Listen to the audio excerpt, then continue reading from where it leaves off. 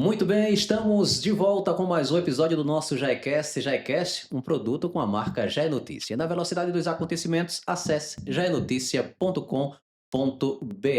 Com a gente, Luminária LED, energia que ilumina, o poder das milhas, DC Navarro Distribuidor e TV Promo Mídia Indoor. Estamos no ar com mais um episódio da nossa sequência 2026, hoje com a grata satisfação e alegria de receber em nossos estúdios, receber mais uma vez, né? Já conversamos com ele há alguns anos Uhum. atrás e hoje vamos conversar de novo, saber dos avanços que foram obtidos, conquistados pela nossa Universidade Estadual de Alagoas, UNEAL. Nós vamos conversar com o nosso reitor, Odilon Máximo de Moraes, reitor da Universidade Estadual de Alagoas, professor titular, lotado no curso de Geografia do Campus 3 de Palmeira dos Índios, é professor permanente do Programa de Pós-Graduação em Dinâmicas Territoriais e Cultura, PRODIC, graduado em Geografia pela Universidade Federal do Ceará, no ano 2000, mestre em Geografia pela Universidade Estadual do Ceará, em 2003, e doutor em Geografia Humana pela Universidade de São Paulo, a USP. Tem experiência na área de Geografia, com ênfase em Geografia Econômica, atuando principalmente nos seguintes temas: organização do espaço, industrialização, urbanização, trabalho e reestruturação produtiva. Isso é só um pouco do currículo do reitor da Universidade Estadual de Alagoas, Odilon Máximo de Moraes. Seja bem-vindo mais uma vez ao JaeCast, Odilon. É um prazer, Edival, é sempre uma felicidade estarmos aqui novamente no GECast, podermos falar da UNEAL, dos avanços e das questões que a gente tem aí hoje discutido sobre a educação superior, sobre a necessidade da expansão e o fortalecimento da universidade pública brasileira, né? Odilon Máximo, você de volta aqui ao nosso estúdio e traz muita coisa. A gente teve na última semana aí a nomeação de mais de 127 professores da Universidade Estadual, nomeados pelo governador Paulo Dantas, em uma cerimônia aqui em Arapiraca, no campus, o campus 1 da universidade, com uma festa bonita, recebendo todos esses professores. Também você recentemente foi agraciado, de fato, agora você é arapiraquense, né? Depois de estar residindo aqui há tantos anos, também foi agraciado recentemente com o título de cidadão honorário aqui na cidade de Arapiraca. Como é que você avalia todas essas conquistas? Começando aí pelo título de cidadão honorário, o que isso significa para o professor Odilon Máximo, o doutor Odilon Máximo de Moraes? Primeiro uma felicidade, Edivaldo. Eu já estou em Alagoas desde 2005, né? Vim de Fortaleza para cá e nesse tempo a gente vem construindo um processo, né, de muito forte de trabalho, de intensos, e seja quando eu estava em Palmeira dos Índios, morando lá, seja quando eu vim para Arapiraca em 2012, e de lá para cá, assim, me sinto muito confortável na cidade de Arapiraca. A cidade de Arapiraca me acolheu de forma, assim, muito feliz, né? Então eu me sinto muito feliz em morar na cidade de Arapiraca. O vereador Wellington agora apresentou à Câmara Municipal esse projeto, né, de oferenda aí de um título de cidadão honorário da cidade de Arapiraca. Para mim é uma honra poder ser arapiraquense, ter esse título de cidadão.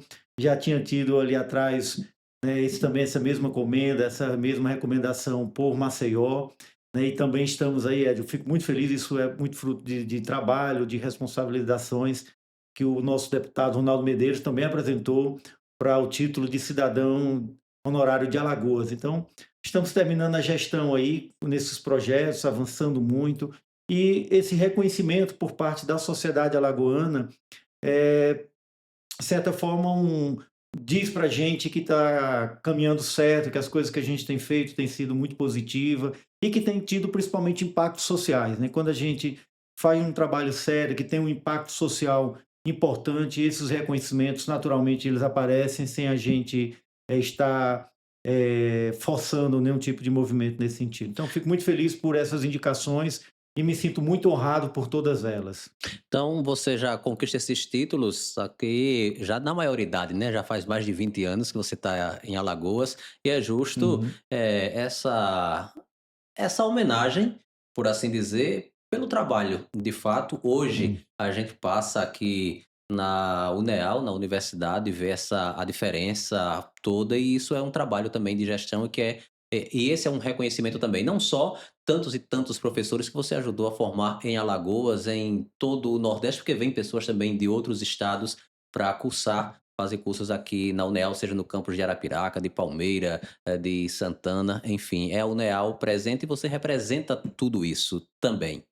Sim, e eu fico assim, primeiro que é um trabalho coletivo, sabe, Edvaldo? A gente conseguiu avançar muito envolvendo as pessoas, na liderança, claro, desse processo enquanto reitor, mas com um trabalho coletivo, com apoio governamental. Então a gente conseguiu avançar. Hoje, de fato, quem chega à Uneal de Arapiraca vê que a estrutura física, o clima institucional, ele é outro. Então basta você entrar na Uneal, nossos ex-alunos, quando chegam na instituição, eles olham assim, fica, nossa, essa não é a instituição que eu estudei, essa não é a Uneal que eu conheci, porque mudamos não só a parte da estrutura física, que hoje realmente o Campus 1 ele tem uma identidade, você hoje tem uma entrada do campus, hoje você tem uma demarcação territorial, digamos assim, do Campus 1, porque antes se misturava muito com a reitoria, e agora, né, esses dias aí, você já apontou, segunda-feira, além da nomeação dos 127 professores, nós entregamos à comunidade acadêmica a nova estrutura da reitoria. Entregamos um prédio novo, foram quase 6 milhões na reforma da reitoria, um prédio ficou bonito, o prédio ficou moderno, o prédio ficou aconchegante, com qualidade para os nossos servidores, porque dentro da reitoria, além, claro, do gabinete do reitor, você tem as pró-reitorias. Então, tem uma pró-reitoria de extensão, de graduação, de pesquisa e pós-graduação, a pró-reitoria estudantil, eu tenho ainda as pró-reitorias técnicas, que é a área de contabilidade, gestão e planejamento, tem a pró-reitoria de desenvolvimento humano, além de outros setores administrativos que estão dentro da reitoria, e hoje todo mundo muito feliz por estar num prédio novo, com móveis modernos, móveis novos, trocamos tudo, Edvaldo, está um prédio bonito. Quem chega hoje, não só ali ao passar na Avenida Governador Cavalcante. Cavalcante, que vê aquele prédio bonito, espelhado, aquela coisa linda, mas ao adentrar também no prédio, você também se admira, porque temos lá uma editora universitária, uma livraria muito bonita. Inclusive, convido a todos que queiram, que gostam de livros, de leitura, procurem a livraria da Eduneal, uma livraria muito aconchegante, bonita, e claro, também com todo o prédio aconchegante lá para todos nós que estamos no dia a dia fazendo o trabalho da reitoria. Odilon, você, oficialmente não passou ainda esse bastão, o cargo de reitor, mas a eleição já aconteceu, né, teve uma antecipação, acredito que por conta do pleito eleitoral nas Sim. eleições, gerais de outubro, mas o sentimento, depois você entregar oficialmente esse prédio todo bonito, moderno da reitoria, existe, assim, um pouco de sentimento de: "Ah, vou ter que entregar para um outro reitor", mesmo sendo, claro, a chapa que você apoiou, que é a atual o atual reitor apoiou, mesmo assim, existe esse sentimento ou realmente, ou de fato, o que gera em você aquele sentimento de cumprir com o meu dever e saio da reitoria deixando a minha marca, deixando esse prédio dessa forma moderna para os alunos, para os novos reitores que vierem ocupar o cargo? Primeiro, você falou da eleição, a gente tem um mandato que vai até outubro, então ali até final de outubro eu estou na reitoria, né, como reitor, e posteriormente a isso a gente passa assim um bastão com muita felicidade. O professor Anderson, a professora Rosa foram eleitos aí para o próximo quadriênio, né, como reitores, mandato de 4 anos, e o meu sentimento nesse processo todo é de muita felicidade, porque por mais que a gente esteja agora entregando, porque de fato antecipamos, Edvaldo, porque tem a eleição do segundo semestre, para não misturarmos a eleição da reitoria com a eleição para governador e parlamentares, aí a gente antecipa para evitar esse tipo de problemas.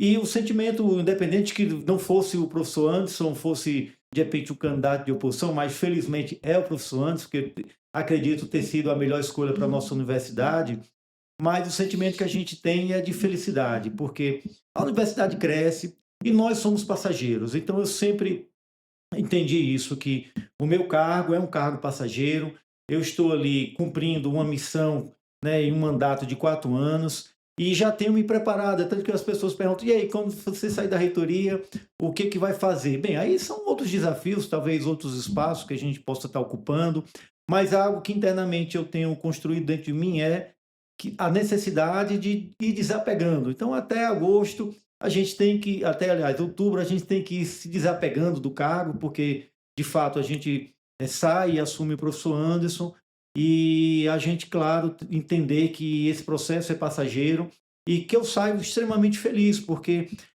nós estamos saindo, entregando 3 prédios novos para a universidade. O prédio de Palmeira dos Índios, que já foi inaugurado, já foi entregue.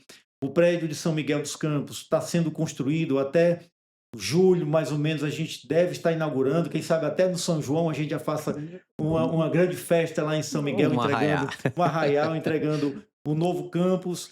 O campus de Arapiraca, que é esse campus maravilhoso também, que deu uma outra cara, outra dinâmica ao campus, concurso para professor, nomeação, que a gente fala daqui a pouco dela, e o concurso para técnico, que também está aí aberto, um concurso sendo realizado pelo governo do estado.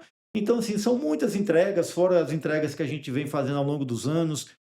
Criamos vários programas de mestrados no interior. Aqui só em Arapiraca foram 2 novos mestrados, um mestrado em Palmeira dos Índios. Então, é um movimento muito importante de transformação da universidade. E a nossa felicidade é isso, é que a gente cumpriu aquilo que a gente se propôs. Na verdade, até, digamos assim, até mais do que a gente prometeu, daquilo que a gente discutia lá atrás. Então, a gente está entregando. Então, saio muito feliz com o resultado da nossa gestão e agradeço, inclusive, a todos que estiveram comigo ali trabalhando, vestindo a camisa, para que a gente pudesse ter esse êxito aí, poder entregar um mandato. Final de outubro ali, a gente está passando o bastão, mas passando um bastão que tem um peso do cargo, mas é um bastão com muitas coisas boas, né? Ok, Odilon. E existe o normal, é o reitor, no seu caso, está deixando, cumprindo ali, terminando seu mandato, voltar à sala de aula, à função de professor, de fato, ou dependendo a vontade, ou independe da vontade do reitor voltar para a sala de aula ou assumir alguma outra função, algum outro cargo dentro da própria universidade? Não, terminou o mandato, claro, eu volto para a sala de aula, eu sou professor, não deixei de ser professor, não estou hoje dando aula porque a carga Seria horária impossível de também, né? trabalho, de agendas, de compromissos. É tanto que eu fui almoçar hoje, era quase 1h30, 2 horas eu tinha outra agenda. Então, é assim, é puxado, não dá para estarmos permanentemente em sala de aula, mas terminado o mandato, volto para a sala de aula. Claro que outras possibilidades, elas podem acontecer, mas também não são obrigatórias. Então, se o atual o reitor eleito quiser que eu colabore com ele em alguma função, em algum cargo, então, mas fica a opção dele também. A gente tem discutido isso. Eu prefiro estar fora neste momento, mas quem sabe oportunamente outros desafios aí a gente possa estar enfrentando, né? Você falando dessa essa possibilidade de se o novo reitor quiser que você faça parte, assuma ali algum cargo dentro da reitoria, eu acho interessante essa sua posição de achar melhor ficar um pouco afastado, até porque o novo reitor precisa também mostrar a forma dele de trabalhar. Até para as pessoas que o cercam, ou a Uhum. própria equipe da universidade, se você permanece de imediato no cargo, vai achar que continuando a mesma cara da forma de gestão do que era o Odilon, a pessoa do Uhum. Odilon, porque tem uma cabeça. Agora vem um novo reitor, apesar de ter o seu apoio, mas tem novas ideias, são coisas novas que vão surgir, e isso vai mudando e modernizando, de fato, a universidade. É por aí esse pensamento. Sim, sim. É tanto que eu digo a muitas pessoas, Edivaldo, que a gente precisa ser esquecido. No sentido que, ao sair da gestão, da reitoria, assume um outro reitor. E, portanto, ele, quem comandará, né, a gestão da universidade. Claro, eu estarei do lado quando necessário, porque este projeto vitorioso é o projeto que eu acredito. Acredito muito no professor Anderson, na professora Rosa, que irão fazer uma boa gestão. E, nesse sentido, eu sempre gosto de brincar com isso. Ou seja, eu ser esquecido significa que o trabalho está sendo bem feito, porque as pessoas vão estar com um reitor que vai estar dando continuidade ao avanço, que é isso que a gente quer. Então, neste momento, realmente, a gente está aí à disposição, também não me nego a trabalhar, não me nego a colaborar, até porque o projeto é o projeto que eu acredito. O professor Anderson é muito capacitado, é muito preparado, mas também não há necessidade, não há obrigação de eu estar ali perto, porque eu tenho certeza que ele tocará de forma muito satisfatória os rumos da universidade. Bom, você fala da identidade do campus aqui de Arapiraca, da UNEAL, e eu lembro, eu entrei ali poucas vezes, na verdade, mas aquela parte que antigamente parecia ser a parte dos fundos da UNEAL, né, que eram os fundos da Escola Costa Rego, ela hoje é ali o acesso, quando você fala de acesso da UNEAL, é aquele acesso. Quer Hum. dizer, parece só um estacionamento abandonado, parecia ali. E hoje está tudo muito moderno, é uma conquista também do trabalho da sua gestão à frente da reitoria. É, exatamente. A gente tinha aquela parte ali de trás da universidade, era um estacionamento, né, que inclusive não tinha pavimento, era só terra, e ali de fato tinha essa imagem de abandono, né? E todo mundo entrava pelo Costa Rego ou pela reitoria. E com o prédio novo, não, o Campus 1 passou a ter identidade, passou a ter uma frente, ali é a entrada do Campus 1 hoje. É tanto que, pra você ter uma ideia, como isso é importante, ter essa identidade do campus, para além da identidade da reitoria da universidade.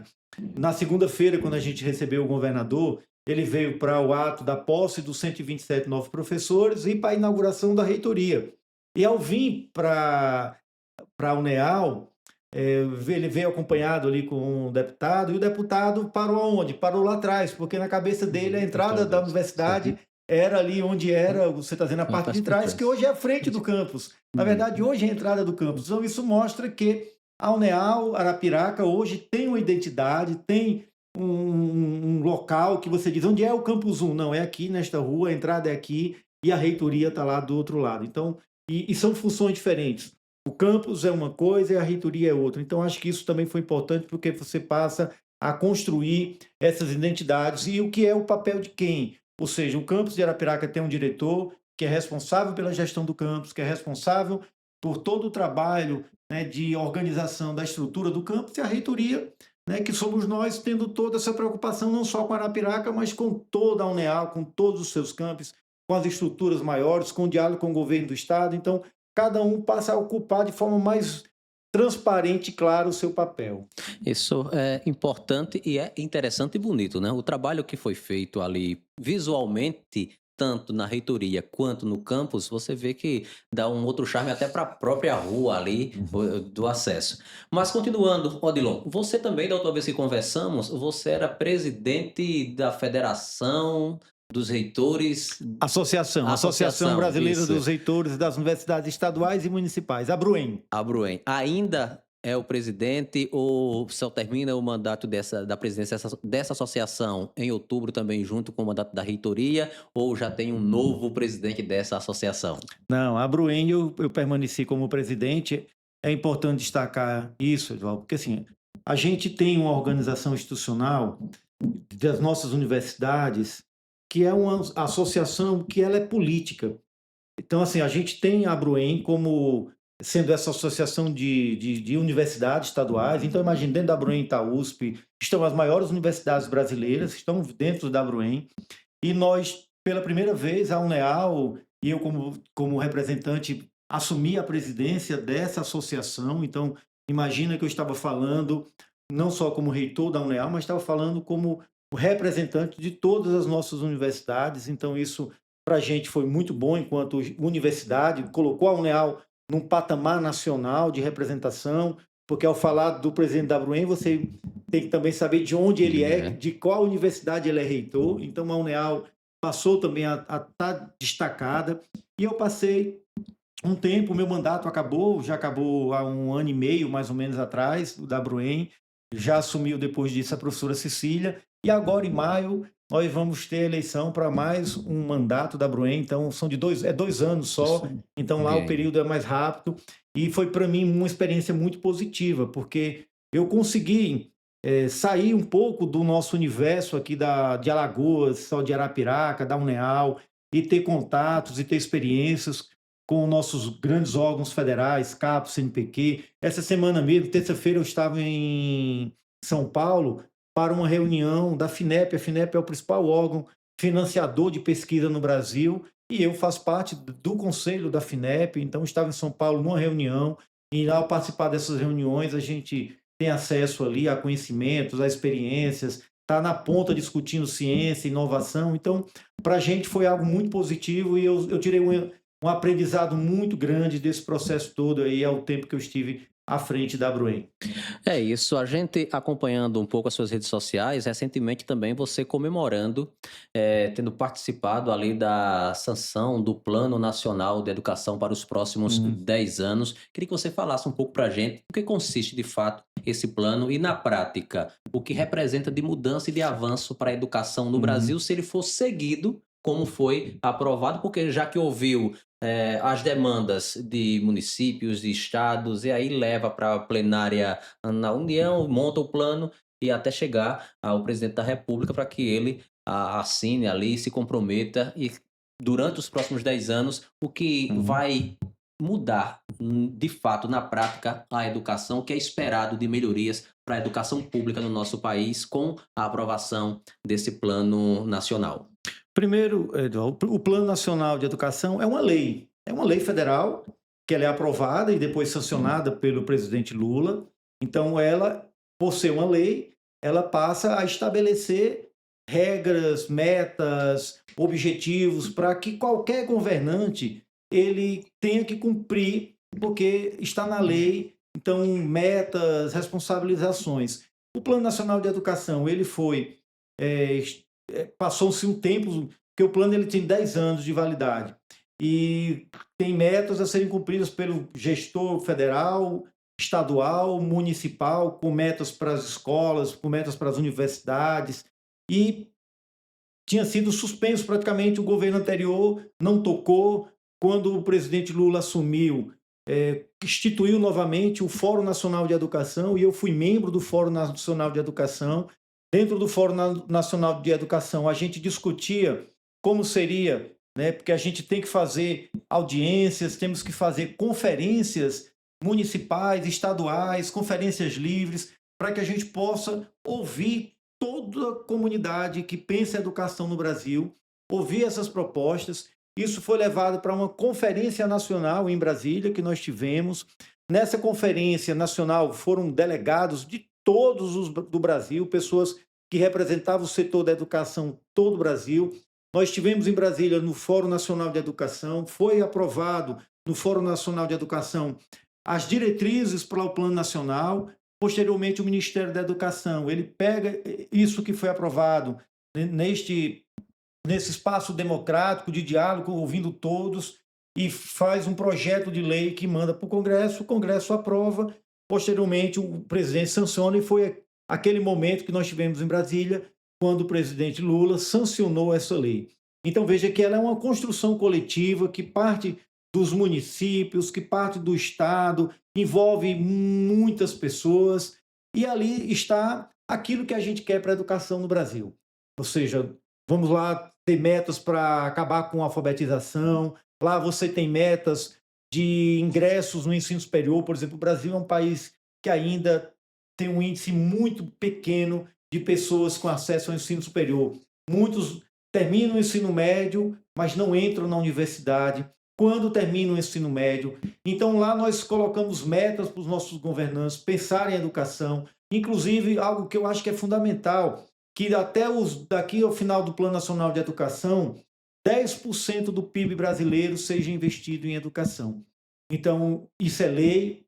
Imagine que daqui a 10 anos, 10% do PIB brasileiro seja todo ele investido na educação. Então, a gente vai ter uma grande revolução na educação, com investimentos, com dinheiro, possibilitando principalmente que aquelas pessoas mais necessitadas, as pessoas mais pobres, possam ter uma escola de qualidade, uma escola pública eficiente, uma escola pública e uma universidade pública que transforme a vida das pessoas. Quem vem de escola pública, Edvaldo, sabe a importância que tem uma escola pública de qualidade, sabe o que é uma universidade pública de qualidade. Então é isso que a gente deseja, e foi isso que a gente tentou fazer nesses últimos anos com a UNEAL, oferecer uma universidade que tem um ensino de qualidade. Então isso tem que ser para todos, para nossos indígenas, para os nossos quilombolas, para as pessoas mais necessitadas, o homem do campo. Imagina aquele sujeito que está lá no campo, que precisa de uma universidade para transformar suas vidas. Então, essa oportunidade, um Plano Nacional de Educação, ele aponta para onde nós devemos seguir com a nossa educação, principalmente as políticas públicas que o MEC, né, que o Ministério da Educação vai desenvolver. Então, hoje, se você imagina, muitos talvez que estejam aqui nos ouvindo, devem lembrar lá atrás, quando a gente ia para a escola nos pau de arara, porque não tinha um ônibus adequado, quando você ia para a escola que não tinha livro didático, que você ia para a escola que não tinha merenda escolar.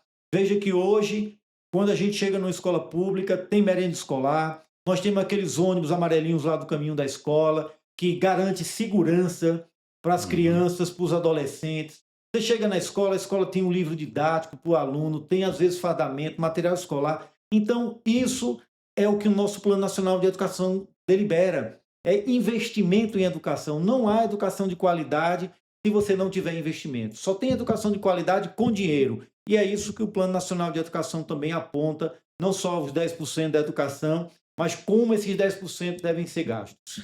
Ok, eu acho importante tratar sobre isso, porque a importância que se tem da sociedade participar dessa construção. Porque quando você fala do Plano Nacional de Educação, ele foi construído ali desde o início com a participação, de fato, de quem usa a escola pública, foram pais de alunos participando, seja. Não, porque o plano não é só para as Uhum, universidades, não é isso? O isso. plano é para toda a educação de um modo geral. E agora você citando esses avanços do ônibus, do livro didático, eu lembro quando comecei no meu colegial, né? O Uhum, antigo colegial, você pegava, tava um livro de uma série, passava para quem está chegando, não tem que devolver o livro, e para passar para quem está chegando agora na escola, tem essa deficiência na merenda. Então, quando se coloca na lei, o gestor tem a obrigação de uhum, colocar, de aplicar aqueles recursos mínimos, aquele valor mínimo de recursos que a gente fala, você fala aí no plano em 10% do PIB, mas não vai se restringir a 10% se tiver um crescimento maior do que o esperado o uhum, país. É o mínimo aceitável, seria dentro desses 10 anos estar aplicando 10% do PIB. E a gente sabe que não se faz, não se vai ter um resultado em educação, um resultado favorável que transforme não diria, não só a pessoa, mas o país como um todo, se não tiver o investimento da forma uhum. correta. Porque não basta também só destinar o recurso, mas saber qual é a necessidade mais urgente e onde ele faria um efeito maior quando aplicado. A gente acompanhando essas discussões, até fica. O que me entristece quando se fala dessa construção de um plano desse, não só o plano da educação, é que ainda no nosso país a gente não vê uma grande parte da população ter o interesse devido para discutir de forma séria ou de forma que contemplasse ainda mais, que ouvisse ainda mais pessoas, né? Porque o público ainda que participa, isso tem Uhum. aumentado a cada conferência, mas ainda é um número que eu acho ainda pequeno, o interesse da sociedade de um modo geral. Aí fica nas mãos daqueles que participam, que lutam, que querem, assim como você participou dessa construção toda, fica com a responsabilidade de construir algo que seja positivo para todo mundo.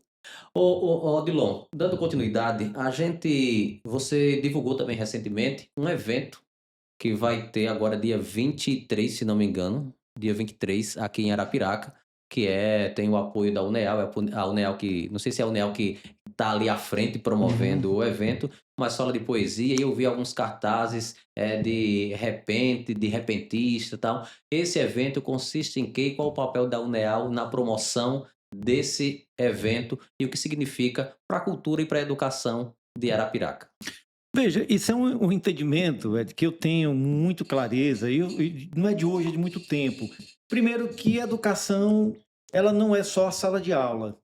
A formação de um cidadão, ela passa também pela formação cultural, pela música, pela arte, pelo teatro.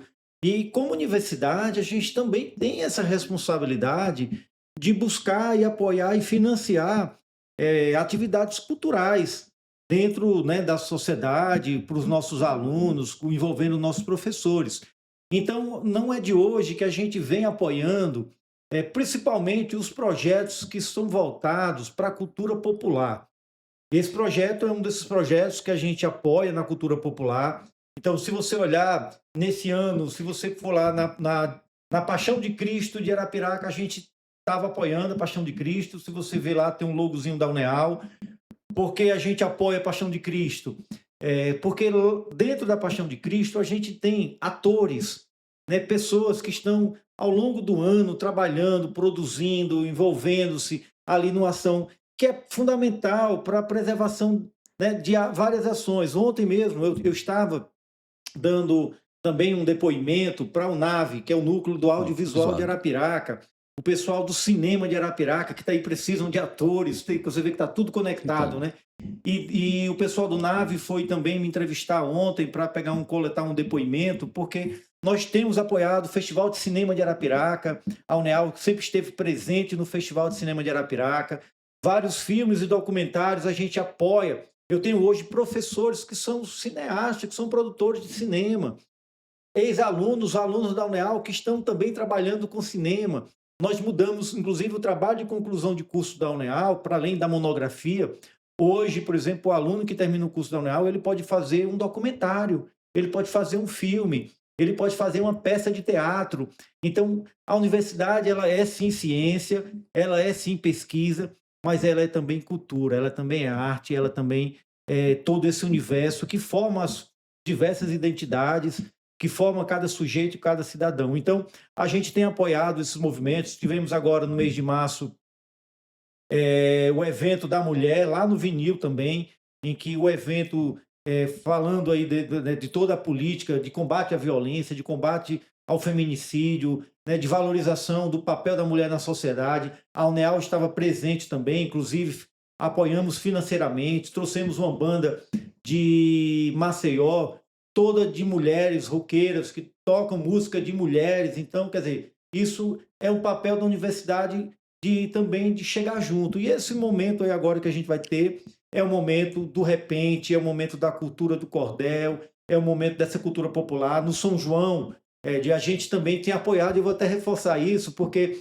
no São João passado, a gente esteve na parceria com a Secretaria de Cultura e que nós patrocinamos esses pequenos produtores. Então, o cara do repente, o cara do pé de serra, que faz aquele forró da praça, que também é uma atividade cultural importante, a preservação, né, e o fortalecimento desse sujeito que sofreu muito na pandemia, porque imagina, o cara que era o grande cantor, ele fazia a live dele lá, ganhava é, muito dinheiro. Agora, aquele sujeito que ganhava o dinheirinho ali quando chega o período de São João, que ele tem aquele triozinho pé de serra, como é que esse sujeito tem apoio? Então a gente chega junto, a gente apoia o festival, o nosso São João de Arapiraca. É tanto que eu digo isso porque as pessoas viram no São João no ano passado, estava lá no show desses grandes cantores, e aparecia logo da Uneal. É tipo assim, a Uneal está financiando esse grande cantor. Não, a gente estava financiando esse o, cantor, o né, do trio Pé de repente, Serra. esse cara que faz do pé de serra,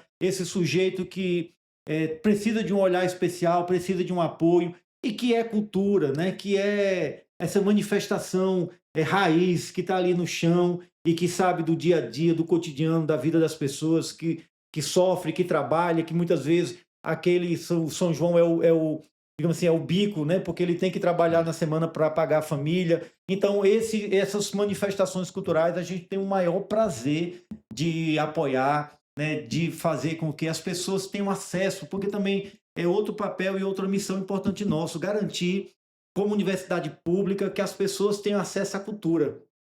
Então, esse apoio nosso a essas atividades culturais, para além de apoiar só o nosso aluno, é para apoiar a sociedade alagoana, arapiraquense, a ter acesso à cultura, né? Cultura de qualidade, é uma cultura tradicional, a gente fortalece esses movimentos, e aí já fica até o convite para que possamos estar no dia 23, lá no Vinil, ouvindo o Trio Pé de Serra, ouvindo repentes, cantorias, que essa é a pegada desse movimento aí do dia 23. É uma coisa que me apaixona são essas cantorias e eu estarei por lá, viu?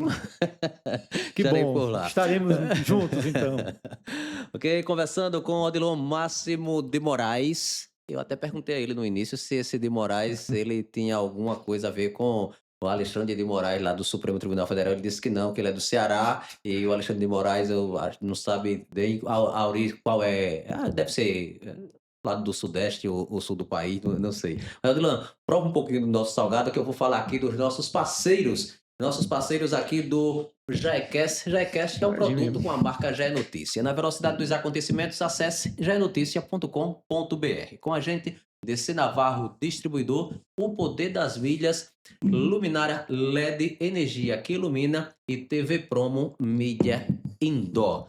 Estamos hoje conversando com Odilon Máximo, reitor da UNEAL. Fez e vem fazendo um trabalho belíssimo na UNEAL, transformando não só fisicamente, mas toda a estrutura e, como ele mesmo já frisou, os ânimos no próprio ambiente de trabalho entre os docentes. Fica até mais animador, porque tem um ambiente com uma qualidade maior para as suas atividades laborais. Seguindo com Odilon Máximo. Odilon, recentemente também, essa semana inclusive, foi divulgada uma matéria no Já é Notícia, que a UFAL tem aprovado cotas para travestis, transexuais, transgêneros e não binários. Uhum. Essa questão de gênero na UNEAL, como tem sido tratada? Existe a previsão, já existe cotas para esse público, não sei se diria público, a Uhum. comunidade, para essa comunidade, ou isso já faz parte de projetos futuros da Universidade Estadual de Alagoas? Boa pergunta, Edvaldo. Veja, hoje a UNEAL, ela por lei só tem cota para alunos de escola pública. Porém, no ano passado, nós iniciamos esse debate em que nós estamos promovendo uma resolução, que é uma legislação nossa, interna, institucional, em que nós estamos fazendo um amplo debate. Esse processo já foi para a Procuradoria-Geral do Estado, a Procuradoria-Geral do Estado já analisou juridicamente a resolução, apontando ali algumas questões de ajustes nessa resolução. E no próximo SISU, agora no SISU de 2027, nós teremos cotas para negros, para indígenas, para pessoas trans, para pessoas com deficiência, para ciganos, para homens e mulheres do campo, envolvidos, pertencentes aí a assentamentos rurais. Estaremos também trazendo dentro da cota,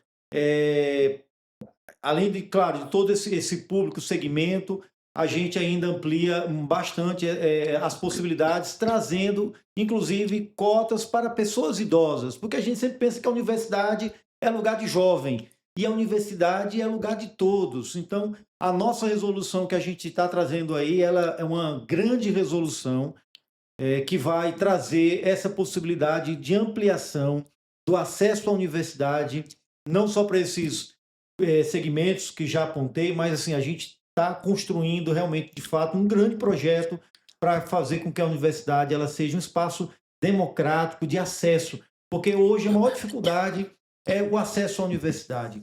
Quantas pessoas quiseram entrar na universidade, Edvaldo? Imagina, acredito isso, não sei da tua mãe ou do teu pai, mas a minha mãe, o sonho dela era ter entrado numa faculdade. Eu lembro que mamãe, ela terminou o ensino fundamental, ela é professora do magistério, terminou ali o magistério, dava aula na educação infantil, e o sonho da vida dela era fazer uma universidade, entrar para eles naquela época, faculdade, fazer a faculdade. E ela nunca conseguiu entrar porque o trabalho, a rotina, a idade não permitia. E ela dizia, mas eu não vou entrar na universidade, mas meus filhos vão ser doutores. E lá em casa, felizmente, eu entrei na universidade, terminei meu doutorado. Tem outro irmão também que fez doutorado na USP. Nossos outros irmãos, todos praticamente graduados. Só teve um irmão meu, mais velho, que sempre é o mais sacrificado, aquele que começa a trabalhar mais cedo para ajudar a família, que não fez faculdade, mas minha família toda entrou na universidade, mas era o sonho da minha mãe ter entrado na universidade e não pôde. Então, a gente tem criado políticas também hoje dentro da UNEAL para as pessoas idosas. Eu tenho um projeto que a gente criou uma lei, uma resolução interna nossa, que é chamado de UNAPI, universidade aberta às pessoas idosas. Então, a gente tem trazido todos os segmentos para que eles possam estar dentro da universidade. E, Edvaldo, é muito feliz, é muito gratificante quando você vai para esses eventos com os nossos idosos. Eles ficam muito felizes, veste a camisa da universidade, eles vão para a faculdade, eles têm um prazer e um orgulho muito grande de estar na universidade. Então, acho que a universidade ela é isso, ela tem que oportunizar as pessoas a acessarem o conhecimento, a terem a formação, mesmo que seja naquele sonho de dizer, eu fiz a faculdade, posso até não trabalhar na área, né? Mas fiz a faculdade, terminei uma faculdade, então isso é algo que nos gratifica muito e temos sim trabalhado. No próximo vestibular da Uneal, a gente já vai ter essas cotas ampliadas aí nesses segmentos que eu te falei.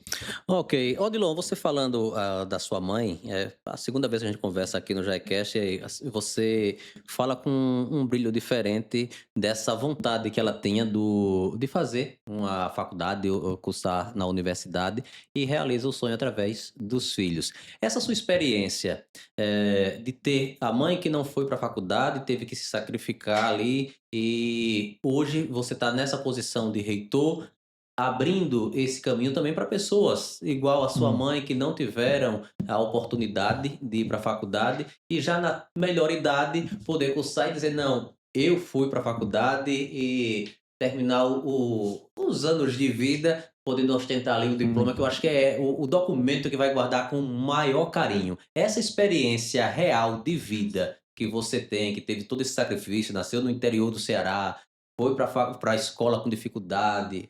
Da última vez que conversamos, você disse que seu pai ainda morava lá na cidadezinha, no sítio, sua mãe já na capital, Hum. mas essa experiência de vida é motivação maior com o compromisso que você tem com a educação inclusiva para todo mundo, independente de idade, independente de sexo, de Uhum. cor, de credo, independente de qualquer coisa, a educação é para todo mundo, a universidade deve ser para todo mundo.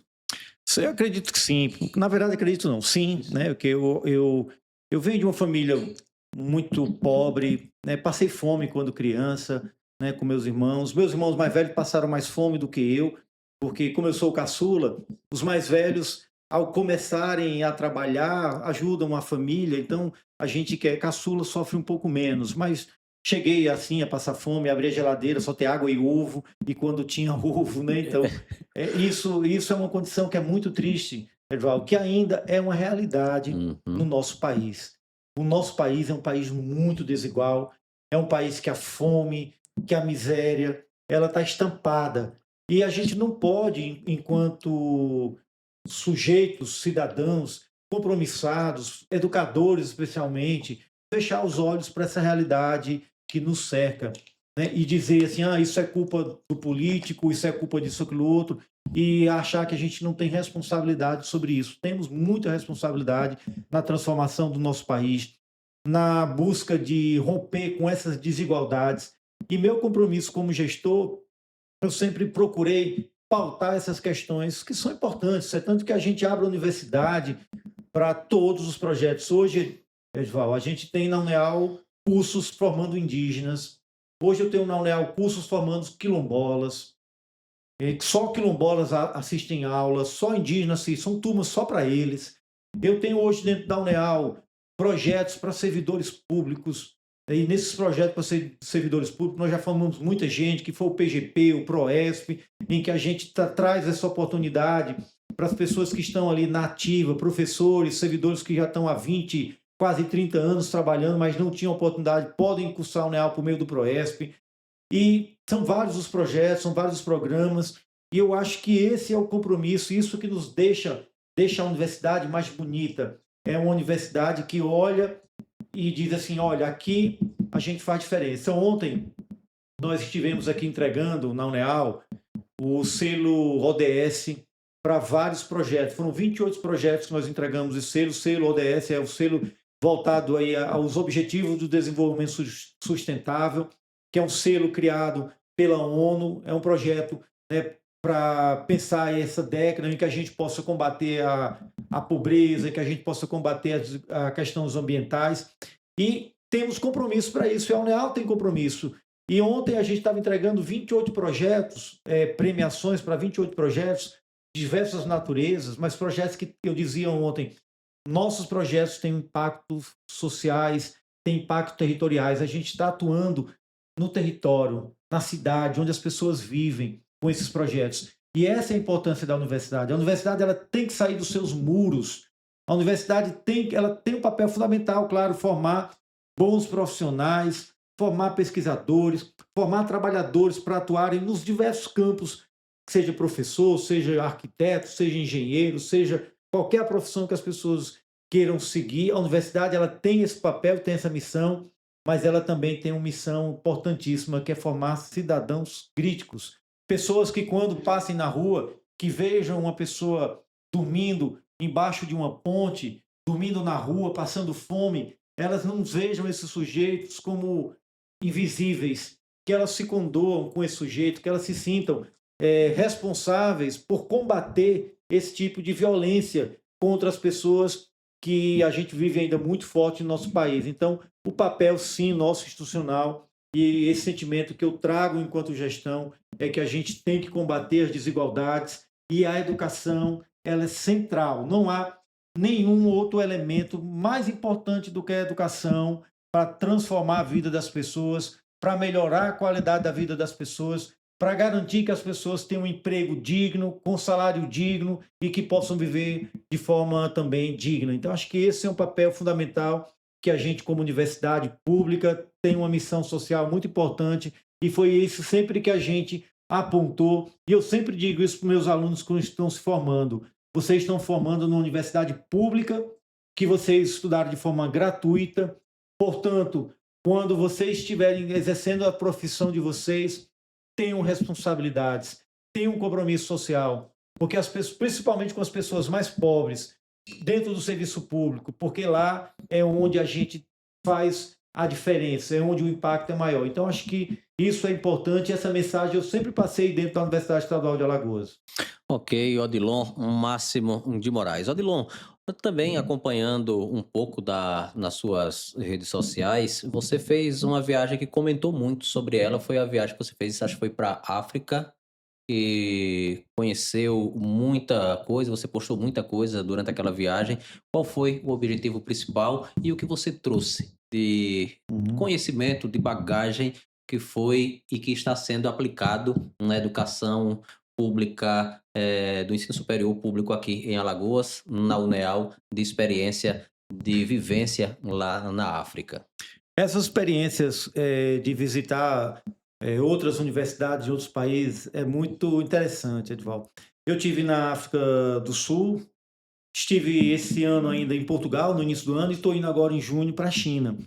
E essas experiências que a gente vivencia, de olhar, de observar as instituições, primeiro a gente vê que a universidade no Brasil ela tem um papel muito importante. Primeiro, que a universidade brasileira, de forma geral, o melhor que nós temos da universidade brasileira, as melhores instituições são universidades públicas.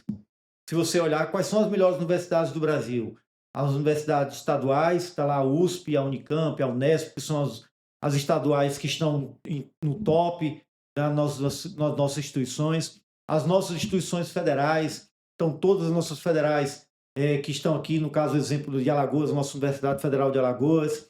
A gente tem nessas instituições o que há de melhor no Brasil, produzindo ciência, produzindo conhecimento e as pessoas estudando gratuitamente.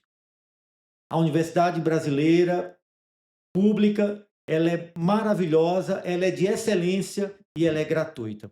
Quando a gente viaja para os países, a gente vê que a universidade, ela, vou pegar o exemplo da África do Sul. Eu era o presidente da Abroem quando fui para a África do Sul, e na missão internacional, a gente tinha normalmente a fala do reitor da universidade que estava nos recebendo, e eu falava como presidente da Abroem, então representando as 47 universidades estaduais e municipais que a gente tem vinculado à Abroem.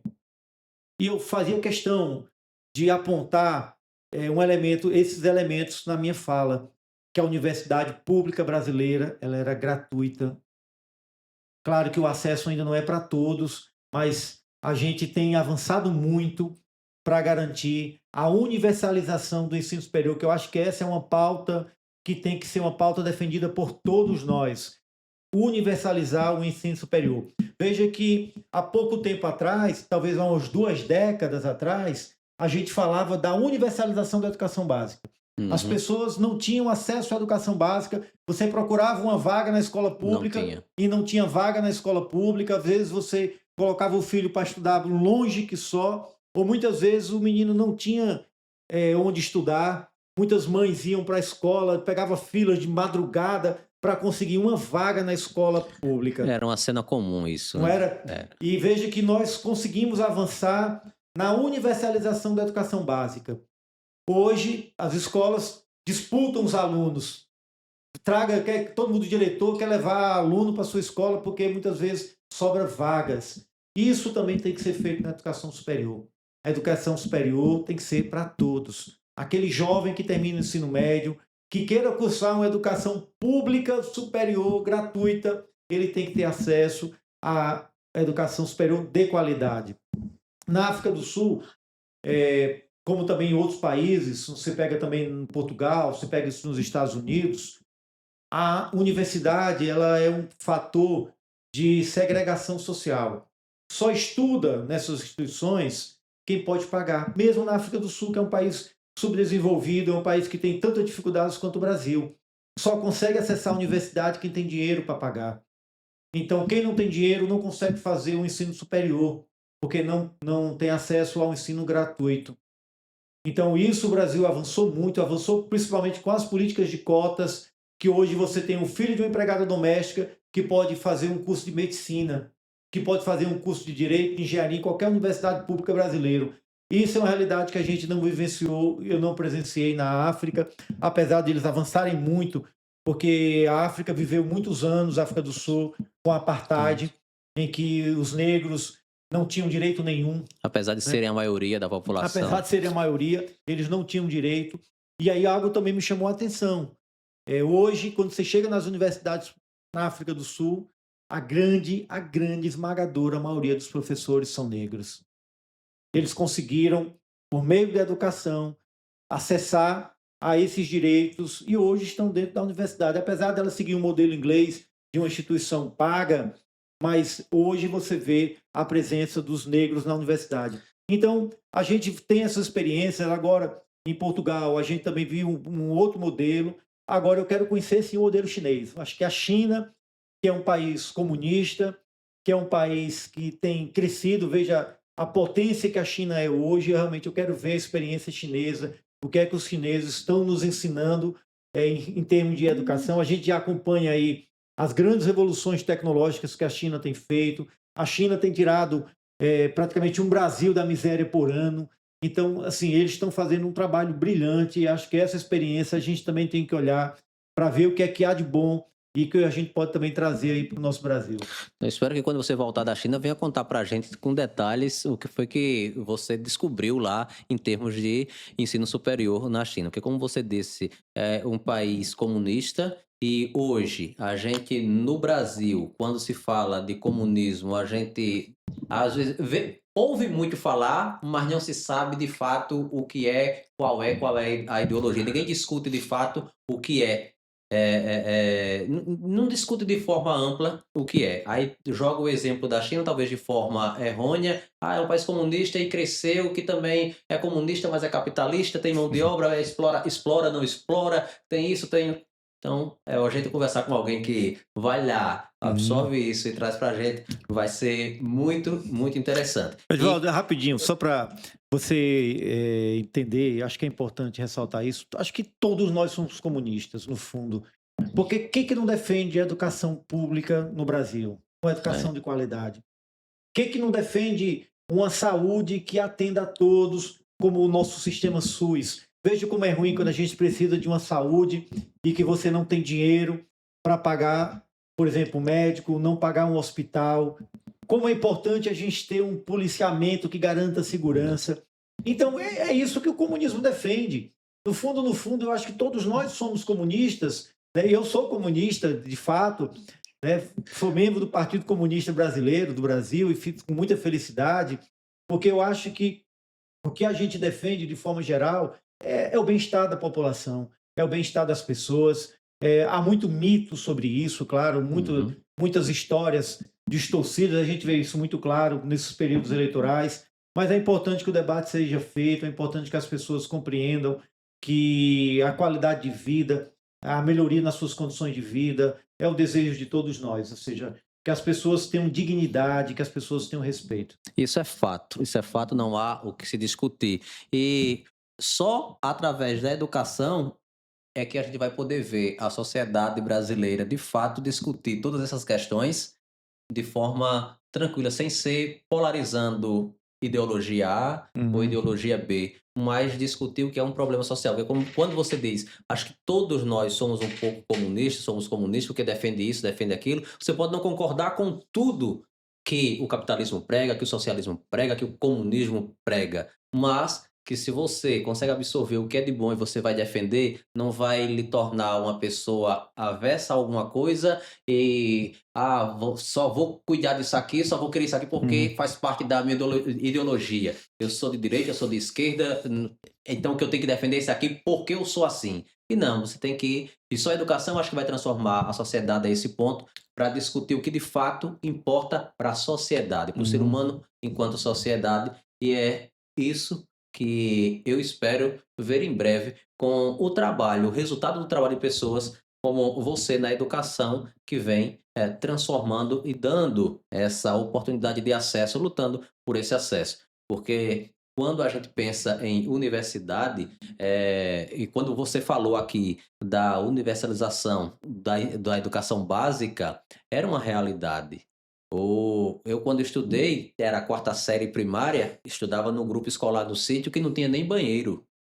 Não tinha nem banheiro. Usava, era geralmente em volta tinha canaviais e era usado como banheiro, né? Só tinha um banheiro, as meninas usavam e mas ficava. E hoje é o transporte, até os uhum. pais, antigamente meu pai dizia: "Hoje não quer ir para a escola", falando com os netos já, "não quer ir para a escola e o ônibus passa na porta". Eu ia, andava não sei quantas léguas a pé para poder ter aula e estudei só até a quarta série, só Uhum, aprendi a assinar o nome. Era a realidade e eu espero que em breve a gente possa ter uma realidade diferente no ensino superior. E quando você uhum. fala da educação pública, a educação superior pública no Brasil, por mais que o aluno, por mais que a pessoa tenha dinheiro para estudar nos melhores colégios particulares, mas quando é para a universidade, para fazer um curso superior, ele vai lutar por uma vaga na universidade pública. Isso é verdade, porque a universidade pública, ela é de fato esse espaço que, como eu disse, é a excelência do Brasil. A qualidade na educação superior pública brasileira, ela está nesse elemento. Mas isso, Edvaldo, está na matriz, na raiz da nossa construção social e também capitalista, porque assim, você tem que ter um ponto de distinção social. Aonde é que eu vou diferenciar o cara que é pobre do cara rico? Ou daquele sujeito que vai ter oportunidade, daquele sujeito que não vai ter oportunidade. É na educação, principalmente na educação superior. Então, quando você tem um sistema de educação básica, digamos ali, que ele atende a todo mundo, mas como é que eu entro na universidade? Vamos lá, nos países como os Estados Unidos, como é que você entra na universidade? Você entra numa Harvard se você tiver dinheiro para pagar. Então, o Uhum. filho do pobre tem uma educação de qualidade na educação básica, maravilhosa. Mas ele chega na educação básica, o que acontece? Ele não tem dinheiro para entrar em Harvard, ele vai para onde? Vai trabalhar. Ele vai ter que se virar para poder sobreviver. Porque a distinção lá é ter dinheiro para pagar a universidade. É tanto que muitos pais começam, quando têm seus filhos, desde pequeno, a fazer poupança, a tirar um dinheiro, botar na poupança, guardar dinheiro, que é para pagar a faculdade dos filhos. Vocês já devem ter visto isso em filmes, Isso. que o adolescente vai entrar na faculdade, ele pega o dinheiro e gasta o dinheiro todinho, que era o dinheiro da faculdade. Então, esse sacrifício as pessoas pobres fazem para ver se os filhos entram na universidade, se tiverem a sorte de serem um esportista, um excelente atleta, eles têm bolsa, né? Aqueles jogadores de basquete, futebol americano, eles têm bolsa porque são atletas. Mas aquele sujeito comum, ele não tiver acesso, ele não entra na universidade. Já no Brasil, o que que acontece no Brasil? No Brasil, a gente tem uma educação que, na educação básica, ela é desigual. Então, você tem uma escola pública para pobres muito ruim e uma escola particular para as pessoas que podem pagar. Quando chega no ingresso do ensino superior, como é que é o ingresso? É o vestibular. Aí você tem um sujeito pobre que estudou numa escola pública, que faltava professores de física, de matemática, que o professor de inglês da quinta série, do quinto ano, trabalhava o verbo to be, chega no terceiro ano e o cara ainda está trabalhando o verbo to be. O filho do pai que tem dinheiro, ele faz cursinho, ele faz língua estrangeira, ele faz intercâmbio, e esses sujeitos vão para o vestibular. Todos dois, um que veio de uma escola pública cheia de carência e outro que nunca faltou professor, que teve a oportunidade de estudar inglês, que teve a oportunidade de fazer intercâmbios. E você diz, não, o vestibular é justo. O vestibular é questão de competência. Se você não passou é porque você foi incompetente. Você foi incompetente ou você não teve oportunidades? Uhum. Porque muitos das nossas crianças que vêm da periferia são super competentes, são inteligentes, mas faltou oportunidades, faltou professores na escola, faltou material, faltou livro didático, faltou oportunidade de estudar. E por isso muitos não entram na universidade. Então, no Brasil, essa distinção social, ela se dava na universidade. Por isso que a universidade pública, ela sempre teve qualidade, porque quem é que entrava na universidade pública? Filho Filhos rico. das pessoas mais abastadas, filhos das pessoas que tinham dinheiro. Então, quem entrava nos cursos de medicina, quem entrava na Universidade Federal de Alagoas, quem entrava nas grandes instituições, era quem tinha dinheiro, que tinha condições de colocar seu filho na escola particular. E, claro, esse sujeito, quando fazia o vestibular, ele tinha um melhor desempenho porque ele tinha tido Uma base condições, tinha melhor. tido uma base melhor. E aí você coloca na meritocracia, que a meritocracia é algo horroroso nesse sentido, porque não tem mérito quando você não tem oportunidades de estudar e você tem que concorrer com uma pessoa que teve a oportunidade de estudar. Então, eu acho que a gente tem buscado fazer, enquanto instituições públicas de ensino superior, nossas universidades, é garantir que esse sujeito que é pobre, que vem de uma escola pública, ele possa entrar na universidade pública e possa também ter a sua vida transformada por meio da educação superior. Por isso que a gente tem hoje filhos de empregadas sendo formados em medicina, tirando a sua mãe da miséria, seus irmãos da favela. E nos dá muito orgulho. Quantos depoimentos a gente vê a primeira pessoa a ser formada na família e dizer, está aqui o meu pai que é agricultor, está aqui minha mãe que é agricultora, chorando porque vê o filho terminar uma faculdade. Então, esse é o papel transformador da universidade e é isso que a gente tem que combater, essas desigualdades, que as pessoas tenham as mesmas oportunidades. Daí o papel das cotas, daí o papel do investimento na educação básica pública, para que a gente possa ter qualidade nessa educação pública de qualidade, para que esse menino que sai da escola pública ele chegue na universidade com as mesmas condições de competência, de qualidade, que ele possa seguir a sua carreira e ser um excelente profissional. Eu vim de escola pública, hoje estou reitor, graças à oportunidade de estudar, graças às oportunidades que eu tive na vida, né, de entrar numa universidade, de fazer meu mestrado, de fazer meu doutorado, e hoje eu tenho orgulho de dizer que sou doutor e estudei a minha vida inteira em escolas públicas e universidades públicas. Então, foi a universidade pública que garantiu que hoje eu estivesse onde eu estou. Então, acho que isso é importante para que a gente possa compreender como a gente precisa transformar a realidade do nosso país por meio da educação. Quando as pessoas mais necessitadas, mais pobres, tiverem acesso à educação, elas terão outras oportunidades. Então, acho que isso é o que a gente tem trabalhado, é isso que a gente deseja, por isso que a gente fala aí da universalização. Hoje, Edvaldo, tem situações que são muito difíceis no estado de Alagoas. Quando a gente olha o mapa do estado de Alagoas, a gente tem algumas regiões que são mais pobres do que outras. Você vê, as regiões mais pobres de Alagoas são regiões canavieiras. Onde é que está a maior pobreza do estado de Alagoas? Se você olhar, por exemplo, você olha lá para a região norte do estado de Alagoas, que são as regiões pioneiras na produção da cana-de-açúcar e que não são mecanizados, como aqui o litoral sul, que também é muito complicado. E lá você não tem. Você olha ali mesmo aquela região todinha de Porto, aliás, Porto não, de Matriz Camaragibe, Porto Calvo, você não tem nenhuma universidade para aquelas pessoas. As pessoas que moram naquelas cidades todas ali do litoral norte não têm onde estudar, não tem onde fazer uma universidade gratuita.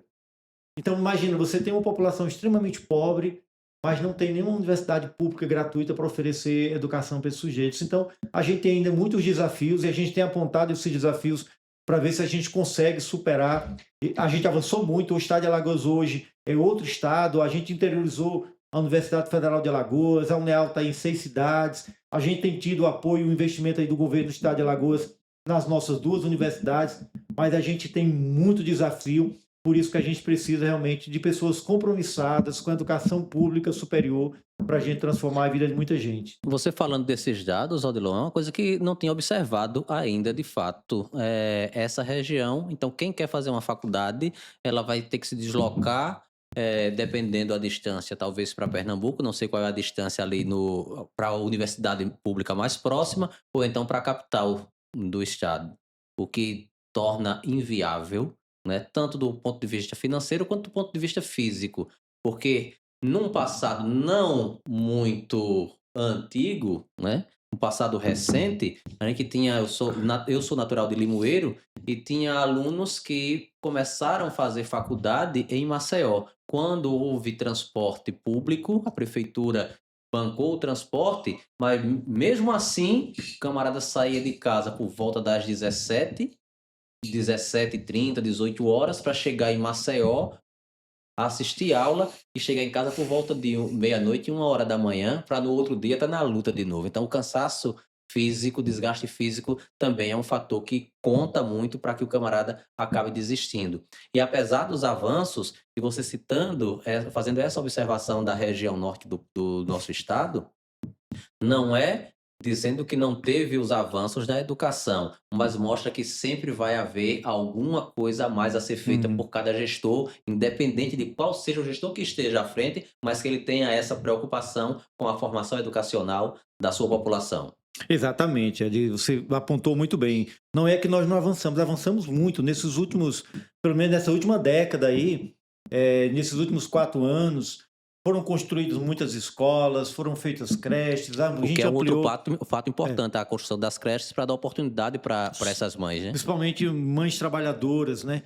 E aí, veja, a gente avançou muito, construção de creches, escolas, escolas indígenas, universidades, mas ainda há um desafio enorme, porque o acesso à educação, ela ainda é um desafio para todos nós. Por isso, daí a importância do Plano Nacional de Educação, Hum. daí a importância de garantir os recursos do PIB para investir na educação, daí a necessidade de governos realmente que garantam recursos para a educação e investimentos para além daquilo que está na Constituição. Então a gente tem que ter seriedade nessa temática, nessa pauta, porque é uma pauta que promove não só o que a gente pensa assim, a educação, ela é uma pauta que para muitos parece que é só formação, não é formação não, é uma pauta econômica. Quando a gente tem pessoas formadas, capacitadas, você tem desenvolvimento econômico também. Por que Arapiraca tem crescido tanto nos últimos anos? Porque Arapiraca hoje é um polo educacional.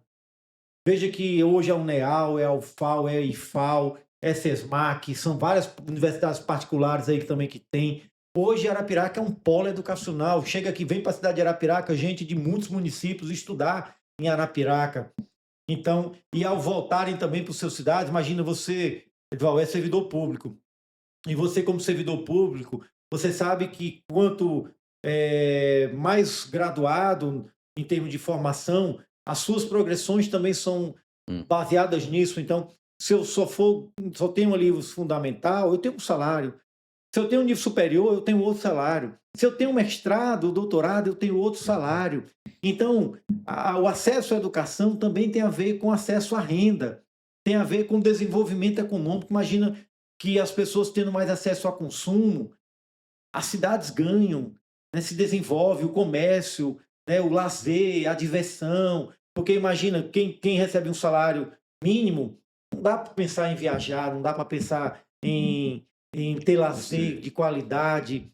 Então, é muito importante que as pessoas também tenham acesso a essas importâncias na qualidade da vida da gente. Não é só trabalhar, você aponta muito bem. Imagina um aluno, um cara que trabalha, vamos lá, nessas regiões no corte de cana. que não é fácil trabalhar na Uhum. cana, cortando cana na roça, um trabalho no sol exaustivo. Aí o sujeito chega ali 4 horas em casa, 5 horas no final do dia, toma um banho para ir para a universidade, voltar. Esse sujeito Não tem aguenta, condições de render alguma coisa, não ele não aguenta. vai, ele vai desistir. Ele vai desistir da faculdade, ele não vai nem querer fazer, só em pensar nessa maratona diária dele, ele tem que ter muita vontade de estudar, de avançar na vida nesse sentido. Senão ele desiste. Por isso que a educação ela tem que chegar lá. A gente tem que promover essa territorialização, essa interiorização da educação para garantir que as pessoas possam ter acesso. Hoje é tão bom. Imagina, Ed, você estava falando aí de uma realidade, Edvaldo, de uma realidade que você estudava quando criança, numa escola rural que Uhum. nem banheiro Eu tinha. tinha. Nem banheiro tinha. Provavelmente você também estudava numa sala multisserial, Era que você era do primeiro ano, primeiro, segundo, terceiro e quarto. segundo, terceiro, quarto. Estava todo mundo ali ao mesmo tempo com a Só mesma mudava a professora. posição da cadeira. Um ficava virado para o fundo, outro para frente, para o lado, outro para o outro. Então imagina como é difícil para uma professora ou para vocês, ao mesmo tempo que ela estava dando aula para a primeira série, ela tinha que estar dando aula para o segundo, para o terceiro, para o quarto ano. Então, isso é uma realidade muito precária.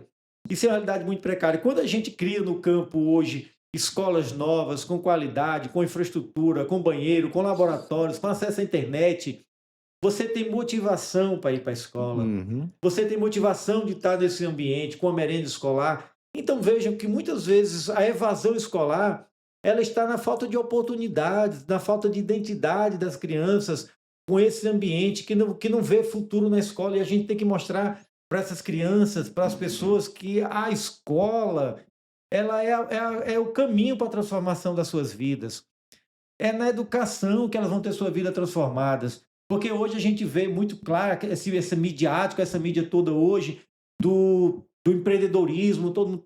Rapaz, o que adianta eu sou empreendedor? Você olha, faz o quê? Faz flau, faz din-din. Não desmerecendo quem faz flau e faz din-din, mas as oportunidades realmente de um salário mais digno, elas passam pela educação, pela formação, até para quem faz flau e din-din para ganhar dinheiro, tem que estudar um pouquinho mais. Você Uhum. faz um flau gourmet, você faz um bolo diferenciado. Para isso você tem que ter formação, você tem que ter qualificação, você tem que ter estudo. Então tudo passa pela educação, pela formação. Quando você fala do empreendedorismo, Odilon, a gente, se você tiver a oportunidade e a vontade de cursar a universidade, ter uma formação e você decidir empreender, saiba que o seu negócio vai prosperar, porque você tem o conhecimento devido. Uhum. Eu lembrei agora de uma frase, acho que foi do Fernando Cortella, o nosso pensador, ele falando que o filho tinha dito que mas eu não vou não fazer faculdade porque fulano desistiu de Harvard. Não sei quem desistiu de Harvard e conseguiu isso. Não sei quem desistiu e conseguiu isso. O pai olha assim e simplesmente diz: primeiro, passe em Harvard. Né? Verdade. Para se dar o luxo de poder desistir. Então, quando você tem essa oportunidade, você buscar o conhecimento, você vai agregar valor. Hoje é comum também, a gente vê, eu tenho acompanhado até um rapaz no Instagram, ele falando muito da produção agrícola, do agronegócio. Técnicas para melhorar a produção no cultivo de melancia, de milho, e tudo isso porque ele coloca essas técnicas. Ele foi na faculdade, fez agronomia e leva esse conhecimento para o campo, facilitando a vida. Uhum. Então, o conhecimento vai gerar um resultado maior na produção, consequentemente, a qualidade de vida vai melhorar. Então, é indiscutível que Uhum. toda transformação passa pela educação. Verdade. E claro que a gente não pode desmerecer jamais o conhecimento popular. O conhecimento popular, esse conhecimento das pessoas mais antigas, que trazem com elas uma sabedoria, ele é importante. Muito importante, até da questão da saúde também, né? Que tem uma música que retrata que só quem sabe, só nordestino para saber, para usar o joá para poder embranquiçar os dentes e tal. Então, essa sabedoria popular, ela vem junto também. Mas ela é conhecimento. É conhecimento. Ela é sabedoria, portanto, ela é conhecimento. Mesmo sendo popular, é um conhecimento. Então, a gente tem que entender que o conhecimento que é a matriz de tudo isso, né? Então, seja um conhecimento popular, mas que com conhecimento, com acesso ao conhecimento, com acesso à informação, a gente consegue avançar muito mais, seja na educação básica, seja nessa chamada educação formal. A gente está falando aqui de uma Uhum. educação formal, da escola, da Isso. universidade, mas que essa educação ela é fundamental. Ela é fundamental porque ela permite você alçar voos que em outras formas você não alçava.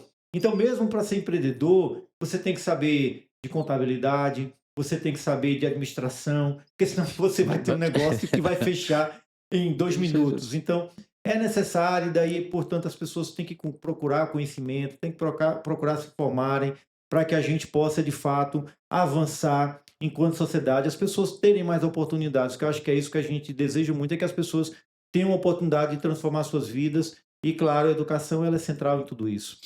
Ok, conversamos com Odilon Máximo, chegando ao final de mais um episódio. A gente já está conversando há mais de uma hora aqui, Odilon. E educação, pauta conversar e absorver conhecimento é sempre muito bom. A gente não vê, não sente o tempo passar, não vê o tempo passar. E é sempre um prazer conversar com alguém que conhece tanto, sabe tanto quanto Odilon Máximo. Agora, para a gente descontrair um pouco, você é doutor, mas tinha uma novela, acho que foi Roque Santeiro, que o camarada fazia que achava, eu sou doutor, advogado, olha o meu anel. E você não usa anel de doutor, por quê, Odilon?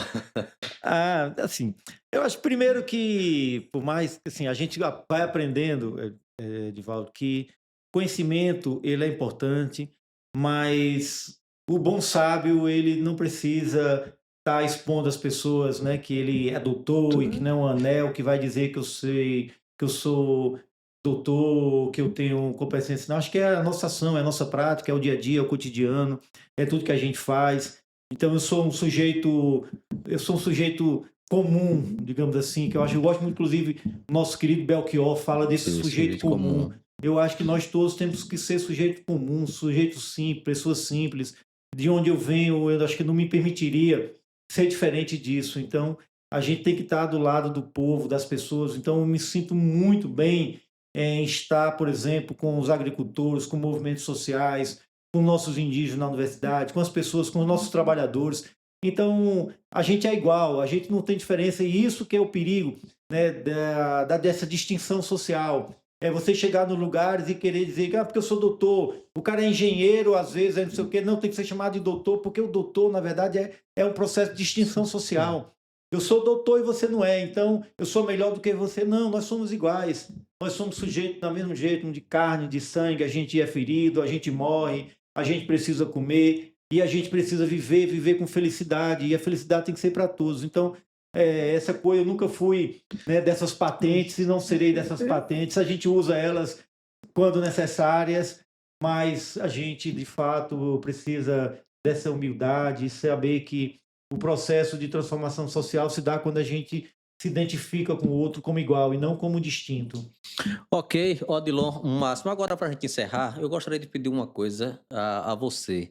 Você olhando direto para a câmera, fizesse aí uma mensagem de motivacional ou de incentivo para essa juventude que ainda pensa que a educação, que ir para a faculdade não faz muito sentido para o seu projeto de vida, para o seu crescimento, com essa ascensão das redes sociais, com influencer digital tá na moda, ganhando dinheiro. Queria que você deixasse essa mensagem para nossos espectadores. Vamos lá, o que eu poderia dizer sobre isso? Na verdade, assim, primeiro, não caiamos no mundo da fantasia, né? Porque a gente muitas vezes acha, fulano deu certo, fulano deu certo. Vou pegar o exemplo de Silvio Santos, que era camelô e virou milionário. Mas quantos Silvio Santos viraram milionário? Né? Quantas pessoas têm as redes sociais e enriquecem com redes sociais? Na verdade, são muito poucos, porque essas oportunidades não são dadas a todos. Porém, no mundo real, no mundo cotidiano que a gente vive, a educação ela cumpre um papel importantíssimo na vida das pessoas. Ter uma profissão, ter uma experiência dentro da universidade, para além da profissão, é uma experiência de mundo, de visão de mundo. Que visão de mundo social a gente quer para a nossa vida? Então, entre na faculdade, entre na universidade, a universidade, especialmente a universidade pública, que a universidade pública é onde nós temos a qualidade, é onde a gente tem o melhor ensino no Brasil. Então, entre na universidade, busque. Então, aí, é algo interessante que aconteceu, Edvaldo, esse ano, sobrando vagas em cursos como medicina. A gente não imagina como é que medicina está sobrando vagas, estão vagas ociosas nas nossas universidades brasileiras. E o jovem está desacreditando da universidade. Então, não desacredite da universidade, porque ela, de fato, é o caminho mais sustentável e mais seguro para você realmente ter uma vida digna, com felicidade, com esperança, não só para você, mas para você, para sua família, para o seu futuro. Então, tenha essa esperança, entre na universidade, acredite na universidade. A Universidade Pública Brasileira, ela é realmente diferenciada e acreditem nisso. E parabéns, Edvaldo, parabéns pelo Já é Notícia. É um programa de muito sucesso. A gente já tem te acompanhado aí nas tuas entrevistas, no teu trabalho. Parabéns pelo esse trabalho brilhante que você tem desenvolvido, né, de levar a comunicação de qualidade, de trazer para as suas entrevistas, para o seu podcast, pessoas que têm algo a dizer e a contribuir com a sociedade arapiraquense, alagoana e, por que não, brasileira, porque teu canal circula e as redes sociais hoje circulam o mundo inteiro. Então, parabéns por esse trabalho brilhante. E eu fico muito feliz por ter novamente tido esse convite de estar aqui hoje no Jaé Cast, poder estarmos aqui discutindo sobre a educação. Parabéns, parabéns mesmo por todo o trabalho brilhante que você tem desenvolvido. Muito obrigado, Odilon, muito obrigado. E a gente encerra, assim, mais um episódio do nosso JaiCast, agradecendo ao Odilon Máximo por aceitar nosso convite. A gente tinha combinado para fazer ontem, mas disse eu já tenho agenda, mas amanhã eu estou disponível e a gente agradece. A gente sabe da correria que é, da sua agenda, os compromissos que você tem, mas enfim, está aqui conosco. Muito obrigado de coração. Eu fico feliz. Eu que E agradeço. aguardo o seu retorno da China para a gente conversar de novo. Vamos lá, com todo prazer. Agradecendo a você que ficou conosco até o momento, um abraço. E se você não é inscrito no nosso canal, já se inscreve e ativa o sininho das notificações para que a plataforma possa notificá-lo assim que a gente disponibilizar mais um conteúdo exclusivo. Agradecendo aos nossos parceiros, Poder das Milhas, DC Navarro Distribuidor, Luminária LED, energia que ilumina e TV Promo Mídia Indoor. Um forte abraço e até o nosso próximo encontro.